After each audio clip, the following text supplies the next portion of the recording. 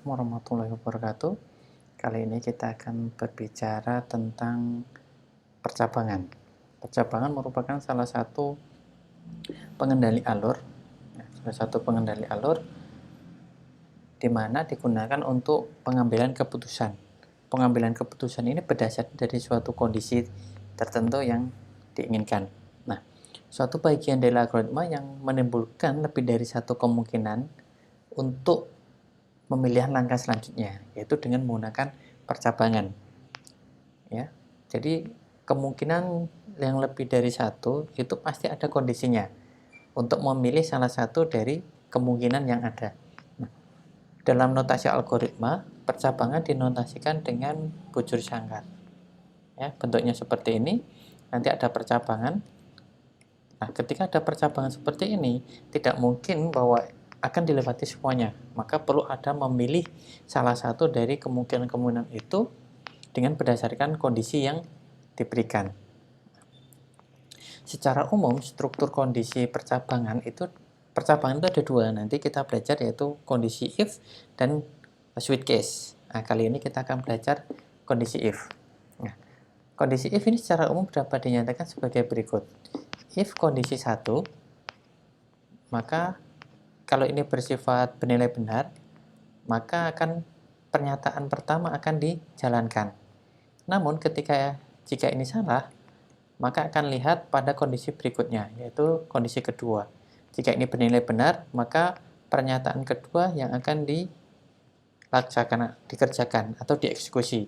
Kalau ini tidak benar atau salah, maka dia akan mencari kondisi-kondisi berikutnya, hingga terakhir pada kondisi seterusnya itu tidak ada yang benar, maka ada yang namanya else. Ini sebagai alternatif pernyataan terakhir ketika kondisi sebelumnya itu bernilai salah, ya, atau false. Nah,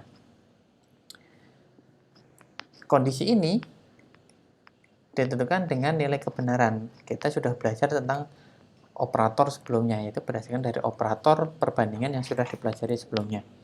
Oke. Berikutnya contoh penggunaan percabangan. Percobaan if untuk satu kondisi. Percabangan if satu kondisi merupakan percabangan hanya satu kondisi saja, yaitu jika kondisi tersebut benar, maka pernyataannya itu dijalankan.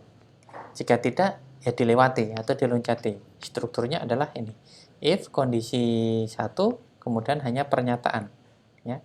Contohnya adalah algoritma menentukan nilai absolut. Nah, nilai absolut ditentukan dengan apa? X itu memiliki nilai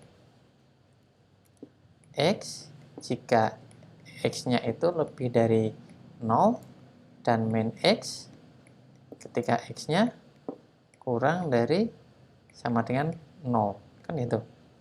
Nah,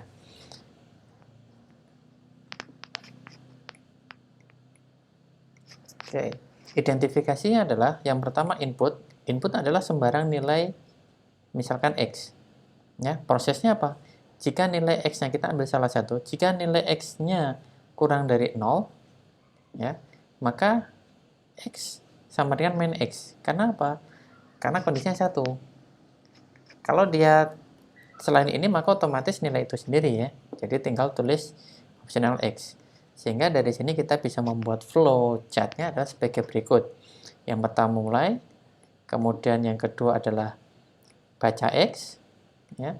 Kemudian kondisinya adalah apakah X itu kurang dari 0, atau bisa X kurang dari sama dengan 0 juga boleh. Jika ya, maka X sama dengan min X. Jika tidak, dia langsung menuliskan X, ya. Jika ya, maka X adalah min X, kemudian baru dituliskan X. Kemudian selesai. Nah, ini salah satu contoh kondisi penggunaan percabangan if untuk satu kondisi. Implementasi dalam Python-nya adalah sebagai berikut. Baca X ini adalah meminta untuk input X. X integer input, masukkan sembarang nilai. Ini proses pada kondisinya. Ya, kondisinya jika X kurang dari 0 atau kurang dari sama dengan 0, boleh X sama dengan min X. Jika tidak, ya dia akan langsung dilewati, yaitu langsung print nilai absolut adalah nilai X. Ini sebagai coding berikutnya. Oke. Percabangan if untuk dua kondisi. Percabangan if yang menggunakan dua kondisi, ya, jika kondisi itu benar, maka kondisi yang dijalankan adalah pernyataan itu satu. Jika ini salah, maka pernyataan kedua atau alternatif kedua itu yang dijalankan. Ya. Ini adalah if dengan dua kondisi. Ini jika bernilai benar dijalankan, jika salah maka dia akan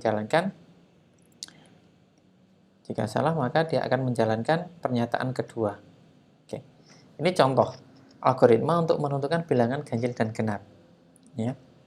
Bilangan ganjil dan genap adalah ketika nilai bagi, ya, modulo sembarang nilai itu dengan 2 itu sama dengan 0, maka dia genap. Ya kan gitu. Kalau tidak maka kondisinya ganjil. Nah, identifikasinya adalah input masukkan sembarang nilai yang akan kita ingin ketahui bahwa dia bilangan genap atau ganjil.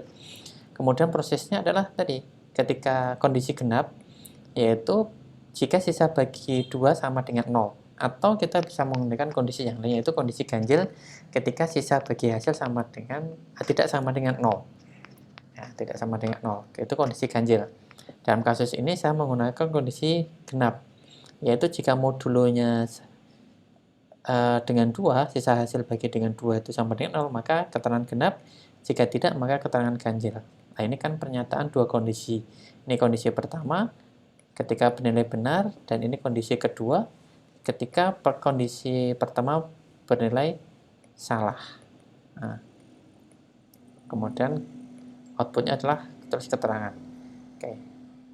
Implementasi flowchartnya adalah ini mulai, kemudian baca X. Ini prosesnya, ya. Prosesnya adalah ketika ada modulo X itu dengan 2 sama dengan 0, jika ya, maka nilainya genap. Jika tidak, maka ganjil. Ya. Nah, di sini sebenarnya masih ada satu, yaitu tulis keterangan. Nah, implementasi dalam Python itu baca X, ya, untuk memasukkan nilai sembarang X. Kemudian ini prosesnya adalah jika X modulo 2 sama dengan 0, maka keterangan genap, jika tidak maka keterangan ganjil. Ya.